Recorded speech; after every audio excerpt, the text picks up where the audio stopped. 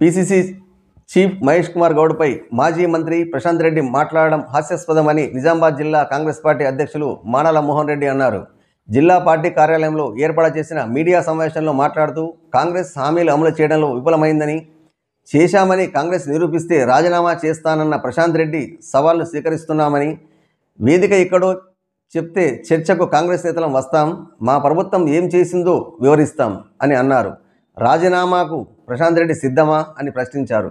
10 సంవత్సరాల పాలనలో హామీలు ఇచ్చి తుంగలో తొక్కిన చరిత్ర బీఆర్ఎస్ ప్రభుత్వానిదని, రాష్ట్రంలో 6 గ్యారెంటీలు అమలు చేస్తున్నామని అన్నారు.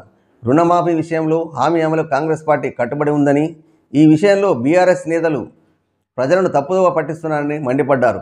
ఉచిత బస్సు, సిలిండర్ సబ్సిడీ, రుణమాఫీతో పాటు వేలాది ఉద్యోగాలు ఇచ్చామని, ఆరోగ్యశ్రీ పథకాన్ని 10 లక్షలకు పెంచామని అన్నారు. రాష్ట్రాన్ని దోచుకొని అప్పుల పాలు చేసిన బీఆర్ఎస్ నేతలకు కాంగ్రెస్ ప్రభుత్వాన్ని విమర్శించే నైతిక హక్కు లేదని, త్వరలో రైతు భరోసా కూడా అమలు చేస్తామని, అయితే ఎమ్మెల్యే ప్రశాంత్ రెడ్డి మానసిక పరిస్థితి బాగా లేనట్లుగా ఉందన్నారు. పీసీసీ చీఫ్ సీఎంల మీద మరోసారి ప్రశాంత్ రెడ్డి మాట్లాడితే తాటా తీస్తామని అన్నారు.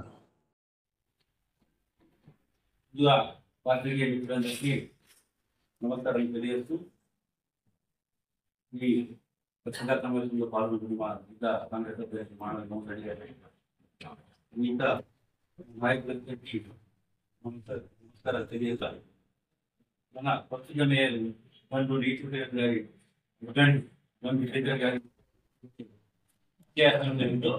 కానీ మేము కాంగ్రెస్ పార్టీ తరఫున పూర్తిగా ఖండిస్తున్నాం. ఇటువంటి హత్య రాజకీయాలను కాంగ్రెస్ పార్టీ ప్రోత్సహించలేదు. ఇటువంటిది దాన్ని మేము అంగీకరించున్నాం. ఎందుకంటే కాంగ్రెస్ పార్టీ గాంధేయవాది, గాంధేయ సిద్ధాంతంతో పార్టీ కాబట్టి గాంధీ పార్టీ విషయాల్లో ఎప్పుడు దౌర్జన్యం కానీ అహింసం కానీ ప్రోత్సహించడం మాకు చెప్పాడు. కాబట్టి మేము కాంగ్రెస్ పార్టీ కార్యకర్తలు కూడా హత్య రాజకీయాలు కానీ దౌర్జన్యాలు కానీ మాట్లాడడం, ఇది వ్యక్తిగతంగా దండు శేఖర్ గారిపై కోపంతో చేసిన దాడి అని చెప్పి మేము తెలియజేస్తున్నాం. ఎందుకంటే మీ అందరికీ తెలుసు దాడి జరిగింది.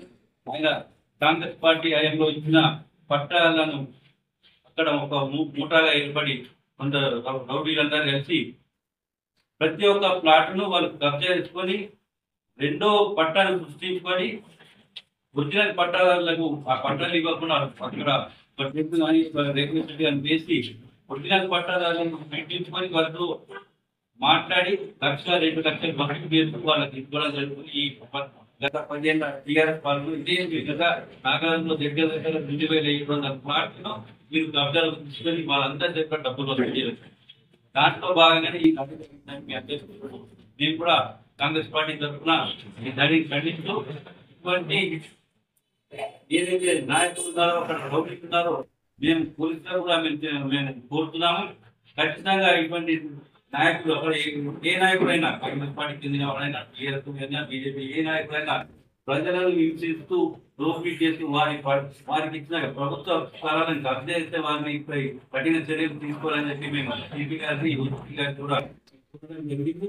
అలాగే వారు కూడా మాకు హామీ ఇవ్వడం జరిగింది. ఖచ్చితంగా మేము దీనిపై చర్యిస్తున్నామని చెప్పి, అలాగే ఏదైతే రసమైన వ్యక్తి మన కాంగ్రెస్ పార్టీకి చెందిన వారిని అని చెప్పి ఒక సెల్ఫీ వీడియో రిలీజ్ చేశారు.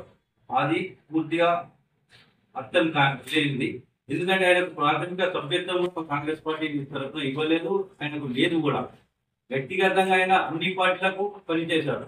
కావాలంటే చూడండి, టీఆర్ఎస్ పార్టీలో తిరిగాడైనా, కాంగ్రెస్ పార్టీలో తిరిగాడు.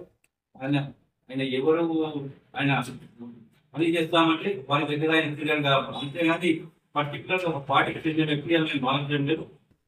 అంతో కాంగ్రెస్ పార్టీ ప్రజల సంబంధంగా కాబట్టి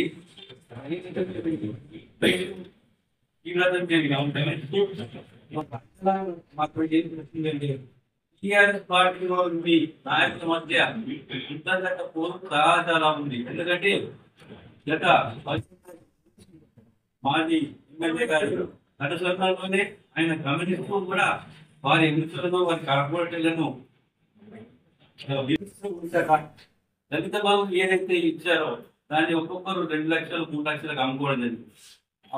గవర్నమెంట్ సడన్ గా పోవడం వల్ల వీరు బయట పెట్టుబడి పెట్టిన డబ్బులు తిరిగి రాబట్టుకోలేక వాళ్ళతో వాళ్ళు అంతర్గత కుమ్ములాటలు కొట్లాటలు జరుగుతుంది.